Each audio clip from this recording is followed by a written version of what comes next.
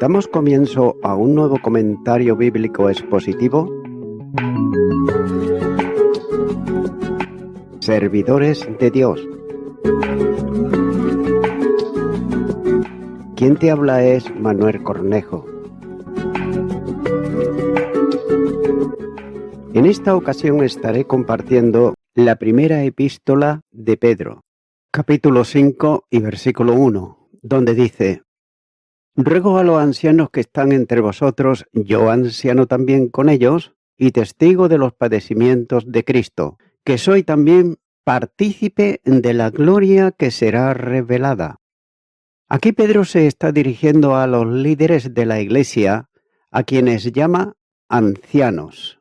El sustantivo sin artículo es evidencia de que está refiriéndose a los que ejercen el oficio de presidir la congregación, como literalmente escribe el apóstol Pablo cuando dice: Os rogamos, hermanos, que reconozcáis a los que trabajan entre vosotros y os presiden. Primera carta de los Tesalonicenses, capítulo 5 y versículo 12. A esto se le dan distintos nombres en el Nuevo Testamento, como ancianos, presbíteros, obispos, sobreveedores, títulos sinónimos para la misma persona. También es necesario tener en cuenta dos aspectos en los que sigue, por tanto será bueno considerarlos brevemente. Y nótese que primero el concepto de autoridad en la Iglesia y luego el de ministerios. Suele algunas veces confundirse con don con autoridad, de modo que muchas veces se llama a los líderes de la Iglesia local autoridades, lo que se requiere entender bien el sentido. Y sobre esto escribe el doctor Lacueva cuando dice que según su etimología latina significa el que añade. Por eso se llama autor a toda persona que añade algo mediante su actividad creadora al arcebo de la cultura, del arte, de la técnica, etc. En esta sesión las cualidades de autor se llaman autorías, no autoridades. Sin embargo, el vocablo autoridad tiene el mismo origen, aunque haya adquirido distintos sesgos en la historia del lenguaje. Fue ya entre los latinos, aplicado a los generales que, mediante sus conquistas militares, añadían nuevas provincias al imperio. Note que esto lo constituían en árbitros del botín adquirido, que le daba autoridad. Y así, de todo aquel que con su investigación especializada sobre un asunto ha obtenido en ello una peculiar competencia, se dice que es una autoridad en la materia.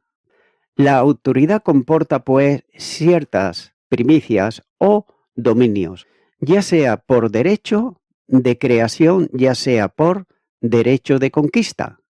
Pero hay también otra clase de autoridad delegada, que consiste en la habilitación provista por una autoridad superior para el desempeño de un cometido que se ajusta a la norma de quien ejerce el verdadero dominio.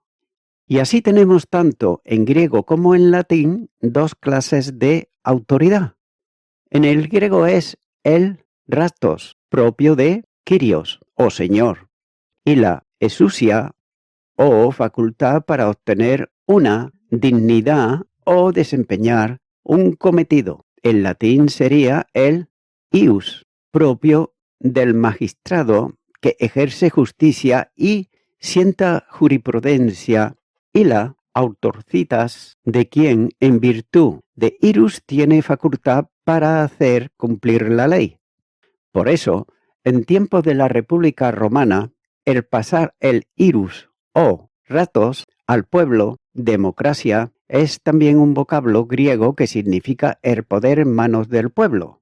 El Senado se quedó con la autorcitas, que implicaba una mera representatividad como la de todo parlamento en una verdadera democracia. Todo lo que antecede va dicho no por vía de mera erudición, sino por la enorme importancia que estas distinciones tienen para comprender el concepto de autoridad en la Iglesia. De acuerdo con el dicho y de acuerdo con la palabra de Dios, se puede observar, por ejemplo, en el Evangelio de Juan, capítulo 1 y versículo 12, con la advertencia de Pedro a los ancianos a que no se comporten como teniendo señorío. La grey que se le ha encomendado, tenemos que afirmar que la verdadera autoridad en la Iglesia no la puede tener ningún hombre, sino solamente Dios. Y más concretamente, hay tres autoridades en la Iglesia. La palabra de Dios como única norma inapelable. El Hijo de Dios, Jesucristo, como único Señor y gobernador. Y el Espíritu de Dios como único principio vital y vicario de Cristo en la tierra, que significa puesto delante. Dentro de la Iglesia ha de ser por consiguiente no un jerarca o príncipe sagrado, sino un ministro o servidor. En el Nuevo Testamento se enseña que no puede haber ninguna autoridad humana en la Iglesia. Las únicas reconocidas bíblicamente son divinas. La palabra única, norma de fe y conducta, Jesucristo, cabeza de la Iglesia, el Espíritu Santo, vicario de Cristo en la tierra. El Espíritu Santo viene para ocupar el lugar que deja Cristo al ser ascendido al cielo, como señala el Evangelio de Juan, capítulo 14, y los versículos 16 y 17. Además, comunicador de la vida espiritual. Primera carta a los Corintios, capítulo 12 y versículo 13. De ahí, la segunda carta de Pedro, capítulo 1 y versículo 4. Presente en el creyente y también en la Iglesia. Efesios, capítulo 2 y los versículos 20 al 22. El segundo concepto que debe de tenerse en cuenta es la diferencia entre oficios y ministerios. Este último es el resultado del ejercicio de un don, como señala el capítulo 4 y versículo 10, mientras que el oficio obedece a la necesidad de la conducción y orden en cada iglesia local, ya que los dones son irrevocables, esto es, no se pierden nunca.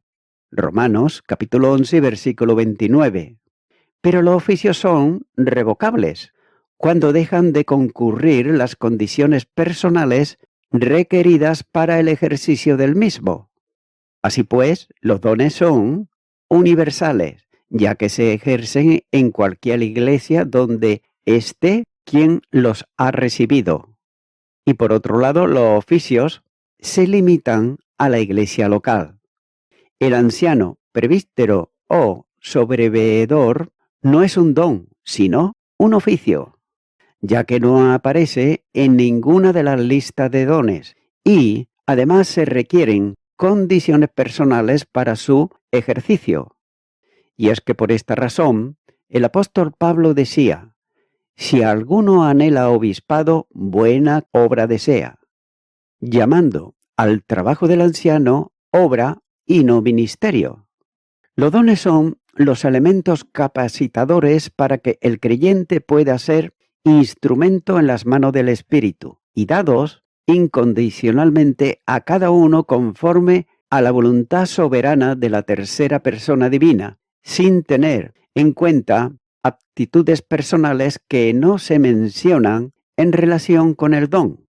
Primera carta a los Corintios, capítulo 12 y versículo 11. Los creyentes dotados con los dones son dados a la Iglesia universal. En relación con esto, el doctor Lacueva escribe cuando dice que es preciso distinguir cuidadosamente entre ministerio y oficio, ya que el primero se ejercita en virtud del don que sólo el Espíritu concede, aunque la Iglesia ha de discernirlo y reconocerlo, mientras que el oficio se desempeña en virtud de un reconocimiento o designación. Note que el ministerio es un servicio para crecimiento y edificación del organismo o cuerpo de Cristo. El oficio está para el buen orden de la organización eclesial. El ministerio tiende al bien universal de la Iglesia, aunque sea susceptible de localización en muchos aspectos. El oficio emerge del mismo concepto de iglesia local, aunque puede trascender los límites de una localidad, salva la independencia de las iglesias locales. Y ambos, ministerio y oficio, pueden darse según diversos aspectos en una misma persona. Por ejemplo, así Felipe era diácono por oficio en la iglesia de Jerusalén, Hechos de los Apóstoles, capítulo 6, versículo 5. Y además era evangelista por ministerio, más allá de Jerusalén, Hechos de los Apóstoles, capítulo 8, versículo 5, versículo 26 y capítulo 21, versículo 8. Además, Pedro era por ministerio apóstol, Hechos de los Apóstoles, capítulo 1 y versículo 22. Pero era también por oficio anciano, primera carta de Pedro, capítulo 5, versículo 1. Y así daba su informe y parecer a la iglesia de Jerusalén, en Hechos de los Apóstoles, capítulo 11, versículo 2 en adelante. También Juan era asimismo por ministerio uno de los 12 y por oficio anciano de Éfeso, cuando escribía su epístola segunda y tercera. Note que el peligro de convertir los oficios en ministerio lleva a mantener el oficio de por vida, pero no es necesario, aunque sí conveniente, que en el anciano concurran los dones de pastor y maestro. Simplemente debe de ser capaz de enseñar, esto es, poder conducir y responder a las necesidades de la congregación. Deberíamos preguntarnos cuál es la voluntad del Señor para el gobierno de la iglesia local. El Nuevo Testamento habla en muchas partes de ancianos que ejercen funciones de dirección, conducción y guía en la iglesia. Por otro lado, el término obispo es una transliteración del griego, que significa el que ve por encima. De ahí, sobreveedor. Una observación imparcial revela que debe haber ancianos, como señala Hechos de los Apóstoles, capítulo 14, versículo 23. Ya que estos ejercen sus funciones por designación del Espíritu Santo. Hechos de los Apóstoles, capítulo 20 y versículo 28. Y note que su designación se le comunica a cada uno por la llamada secreta y persona del Espíritu Santo. Primera carta de Timoteo, capítulo 3, versículo 1. Los ancianos han de tener unas cualidades personales específicas, como señala Primera carta a Timoteo, capítulo 3 y los versículos 2 al 7. Los creyentes deben también de reconocer a los ancianos y someterse a ellos en el Señor. Primera carta a los Corintios, capítulo 16, versículo 15. Y primera carta a Timoteo, capítulo 5, versículo 17. En la lectura de Hechos de los Apóstoles se aprecian varios aspectos en relación con los ancianos, ya que eran hombres de responsabilidad en asuntos de gobierno, compartiendo decisiones con los mismos apóstoles. Hechos de los Apóstoles, capítulo 11, versículo 30. Su responsabilidad tenía que ver también con la asistencia a la conversación de la doctrina y en la solución de problemas en la iglesia. Hechos de los Apóstoles, capítulo 15, versículos 2, 4 y 6. Esta posición de liderazgo se echa de ver en la firma conjunta con los apóstoles de la carta enviada a las iglesias, corrigiendo asuntos de comportamiento. Hechos de los Apóstoles, capítulo 15, versículos 22 y 23. En las iglesias que se establecían por el ministerio de la evangelización, los apóstoles constituían ancianos en cada una de las nuevas iglesias para que existiera un orden en ellas. Hechos de los Apóstoles, capítulo 14, versículo 23. Y Pablo reconoce que la autoridad para guiar y pastorear a la congregación era de procedencia divina. Hechos de los Apóstoles, capítulo 20 y versículo 28. Los ancianos en el gobierno de la Iglesia actúan colegiadamente, de ahí el concepto de presbiterio. El apóstol Pedro identifica un aspecto de oficio de los ancianos como de pastoreo de la iglesia local, versículos 1 y 2. Y Pedro trata a quienes se dirige como sobreveedores, recordándoles funciones que su oficio comprende el pastoreo en el de apacentar la grey del Señor, versículo 2.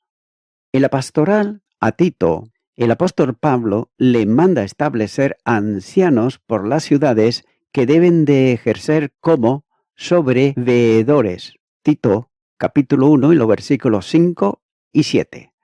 Lo mismo que Pedro hace en el texto que se está comentando. Esto indica que el anciano ha de ser un hombre responsable en el cuidado pastoral, supervisando y cuidando de los creyentes. A estos líderes de la iglesia se dirige el apóstol rogándoles. Como apóstol, él tenía autoridad delegada por Cristo para establecer mandamientos. Sin embargo, no impone, sino que pide y ruega, que ese sentido del verbo en este lugar. Destaca primeramente la humildad del apóstol Pedro, que se hará notar más aún en la siguiente frase. Note que los ancianos o líderes, ellos no están sobre la congregación, sino entre ella.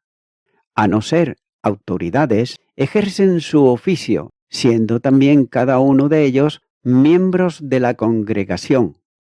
Tener claro esto resolvería en ocasiones muchos problemas de imposición, como se considerará en el siguiente versículo. Pedro se considera con anciano, con aquellos a quienes escribe. Es evidente que había aprendido la humildad de Jesús. Nótese que no se dirige a los líderes de la iglesia como bien pudiera haberlo hecho desde su condición de apóstol, sino que se iguala con ellos en el oficio. Y como comenta el doctor Lacueva cuando dice que traslada la expresión griega colega de oficio. La exhortación a los ancianos la hace desde la experiencia que él mismo tiene en la labor de pastorear la grey. Aunque sin dejar la condición de apóstol, habla como quien ha recibido del Señor el mandamiento de pastorear el rebaño. Evangelio de Juan, capítulo 21, versículos 15, 16 y 17. La humildad de este pastor se pone de manifiesto cuando, siguiendo la huella del gran pastor de las ovejas, Hebreos capítulo 3 y versículo 20, se presenta a sí mismo como copresbítero, en lugar de como apóstol.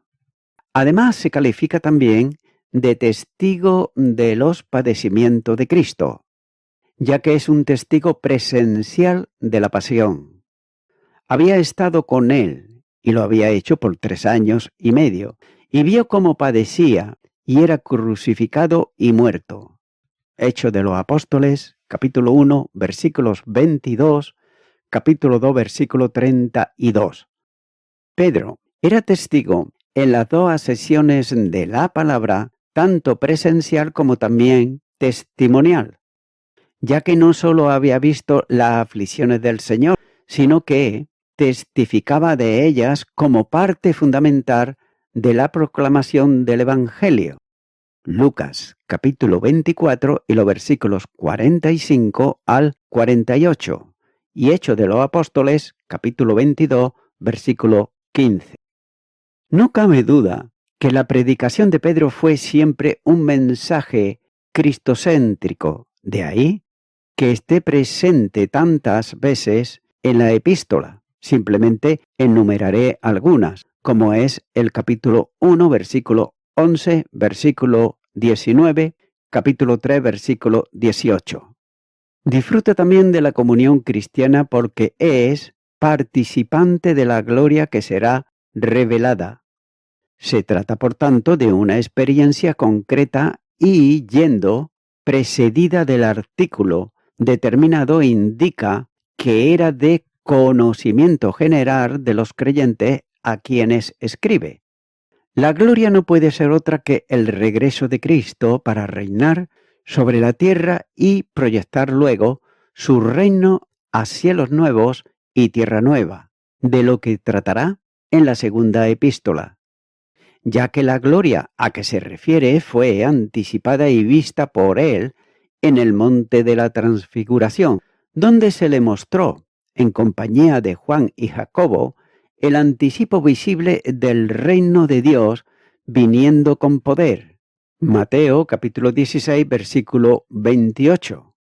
Él mismo mencionará esto explícitamente en otro escrito de la segunda carta de Pedro, capítulo 1, versículos 17 y 18, ya que el vínculo común de todos los cristianos es la esperanza de gloria, que el mismo Señor prometió a los suyos en el Evangelio de Juan, capítulo 14 y versículos 1 al 4. Así pues, la experiencia es común porque también común es la presencia que encarna esa gloria que es Cristo en cada cristiano. Colosenses capítulo 1 y versículo 27. Y voy concluyendo con esto. Pedro dice, soy también participante de la gloria que será revelada. Ahora bien, ¿cuándo fue esa gloria? En su segunda carta, el apóstol Pedro explica que él fue testigo de eso también. Y eso ocurrió en el monte de la transfiguración, ya que él le vio morir en el Calvario y le vio también transfigurado en el momento de la transfiguración, el cual podría estar localizado en el norte del monte Hemón, ya que siempre se ha pensado que ese fue precisamente el lugar. Ahora hay diferentes opiniones en cuanto a cuál fue el lugar donde ocurrió eso, pero por cierto, que no tiene ninguna importancia cuál fue su ubicación geográfica. Lo que verdaderamente tiene valor es lo que ocurrió allí. Y Simón Pedro habla de eso, ya que él fue testigo de lo que ocurrió allí. Pero hay una gloria que vendrá y será mayor que esa. Amigo y amiga oyente, también el apóstol Pablo nos habla de esa gloria venidera que se manifestará en aquellas personas que nacieron del Espíritu. En Romanos capítulo 8 y versículo 18 dice, pues tengo por cierto que las aflicciones del tiempo presente no son comparables con la gloria venidera que en nosotros ha de manifestarse. Esto anticipa la resurrección del cuerpo del creyente en Cristo Jesús, como señala Romanos capítulo 8 y versículo 23, y también la subsiguiente semejanza completa a Cristo, que es la gloria eterna del creyente. Amigo y amiga oyente, para ser partícipe de esa gloria en Cristo, primeramente tú personalmente debes de invitarle a Cristo a que venga a tu corazón y que venga a tu vida. Es por eso que si nunca antes lo has hecho, si piensas que eres cristiano solamente de palabra y nada más, si dices, bueno, yo ya tengo mi religión, y yo te pregunto, ¿de qué te sirve tener la religión si no tienes a Cristo, el dador de la vida? Por tanto, te invito ahora a que puedas hacer una oración de fe conmigo y repite estas palabras que voy a decir si nunca antes las has hecho y di. Señor Jesucristo, vengo ante ti, pidiéndote perdón por todos mis pecados y todo el mal que he hecho. Me arrepiento de ello, te abro mi corazón y te recibo como mi Salvador. En tu nombre, amén.